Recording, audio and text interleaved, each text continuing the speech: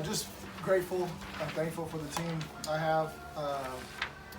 It was hard to lose that many games in a row, losing at home, not the way we wanted to end last week. And the guys came out and had a tremendous week of practice. I felt the maturity really start to grow. They want to finish the season the right way.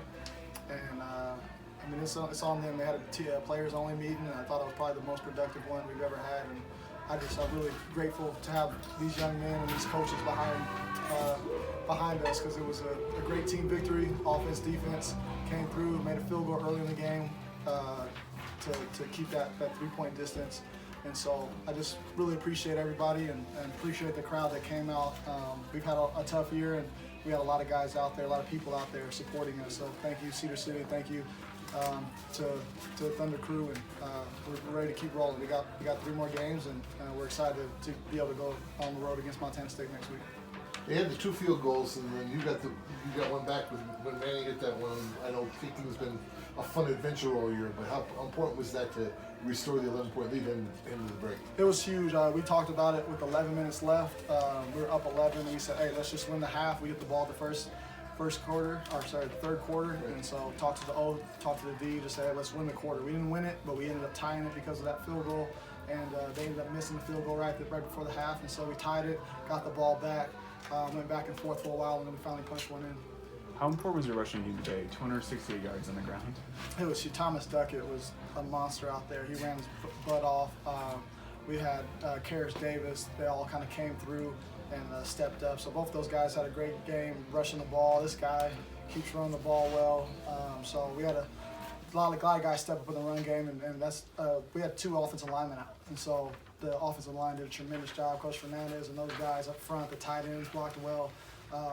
We needed everybody to be able to step up and have a great running game, and we did. The fake punt.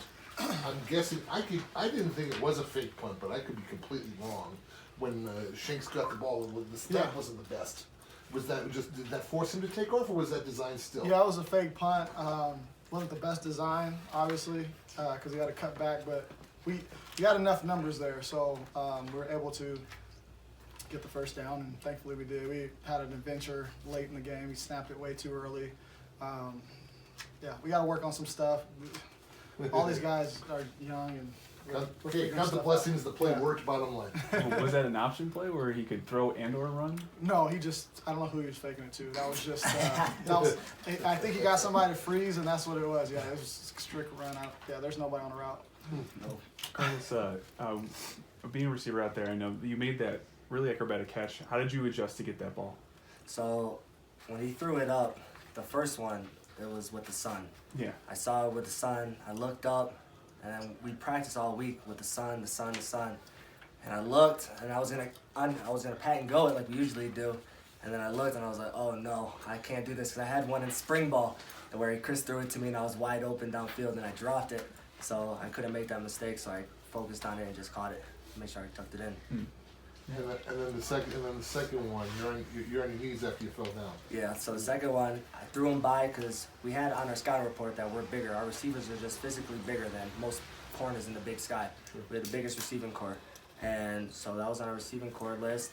Threw him by, he grabbed me, I slipped, and then Chris just put a dime right where I fell, and it was a perfect ball. It never got loose in your Never hands? got loose at all. Good. Never got loose.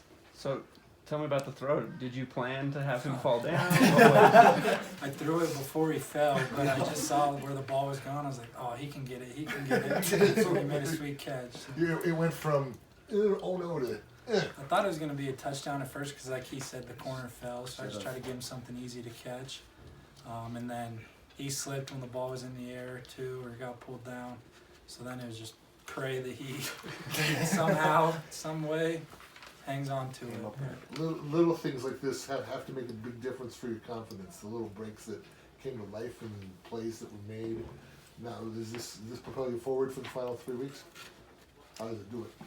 How does it propel you forward for the final 3 weeks now? We had to come back and work like that. I felt great going into this game, just the way they worked, and that's what we've been waiting for a long time. And we got a young group that really just said, screw it, we're going to go out here and practice our butt off and see what happens on Saturday. And I think that's what we have to do. I hope they felt that because they had a great week of practice, and if we could do that again, we got a chance to go play a ranked team on the road, and so they'll be our 5th ranked opponent this year, and so this is our last chance. We can go see how much we've improved from the beginning of the season to week 10, and we'll see where our team has grown. So I'm excited for the challenge. Montana State lost today. Does that kind of stick in the back of your head, or you just prepare as normal?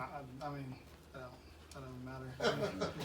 Yeah. So, Chris, every time you rolled out, it really seemed like you were able to make plays either with your feet scrambling or just finding the guy open. What were you seeing when you were able to extend the plays and kind of roll out? I mean, I just went through my progressions, and if no one was there, they were dropping back deep enough where I know instead of throwing it away, I could go get 3, 4, 5 yards just to get a positive play out of something that wasn't initially there, and that's, I think, something we've done pretty well the last few games. Mm-hmm. So if we can just keep building off that, I think it can be something big for our offense. I guess defensively, 3 interceptions today. What is there anything that you guys did a little differently this week to get those 3 interceptions, or was it just pure execution? Good execution. We challenged them. They challenged us in the papers, saying that it was a mirage. That we had the best defense in the pass defense in the Big Sky, and so our DBs, our old D line, they stepped up. They want to have some. They've been busting their butts for it, and yeah, it could be because we don't have a lot of attempts, but we've also been playing well pass defense the last 4 weeks or 5 weeks now. So they took the challenge and they were ready to go, and I'm glad the corners got the pick. We got 2 picks from the corners, 1 from the linebacker, scored a touchdown. So fun day for those guys. I'm happy for Coach Fisher and those guys. They've been working hard every week to try to get better, and it was huge. Like we turned it over on offense. They got a 4-and-out. Defense gives them a touchdown. Our offense drives right back down and goes to score a touchdown. I mean, it was great to see the other side of the ball step up for each other all day, and that's something we haven't been doing. When something goes bad, it usually goes downhill real quick, and these guys and the defense didn't let it happen today, so it was fun to see. Having the ball for 37 minutes has to also have made a difference.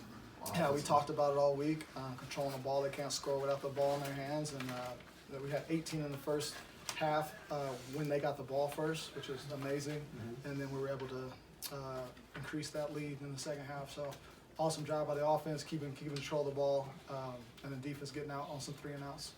I guess this goes for all you guys. I mean, you've been on the other side of a barrage, scoring barrage in the first quarter and that kind of stuff, getting behind early. Now you're on the other side. How did that feel for? I felt great for me. I don't know how it felt for these guys. I mean, you can't ask for a better start. Offense, we started inside their territory a few times in that first quarter, and we capitalized on that, I think, most of the times, maybe not one, but just to be able to take advantage of those opportunities is something that we needed to get better at, and I think we did a good job taking a step forward in that today. Yeah, Coach. I saw Jeff Fisher along the sideline there. I saw him giving some advice to Brandon. Do you think he's a good left charm? Do you like having him around, or how does Who is that? I'm sorry. Jeff Fisher, Brandon's dad. He's always welcome. I wish he talked to me more because I know he's got a lot of things I can learn. But yeah, he's been there throughout the year, and he just wants to be a dad, and that's awesome to see. I got a 14-year-old, and I've been coaching a while now, and to see how he's handling it with his son has been awesome. I hope my son's able to do this profession, and I probably do the same thing. I don't want to get involved too much and just enjoy it. And so it's been great to have him around. No penalties the second half, by the way. It's great job. It says 3. Well, Did they declare we got 1 at the end? But I mean, I don't know if you count that. Yeah, I'll give it to him. It was emotion. It was emotion of the moment. Yeah. Anything else for these guys? No. Thank you.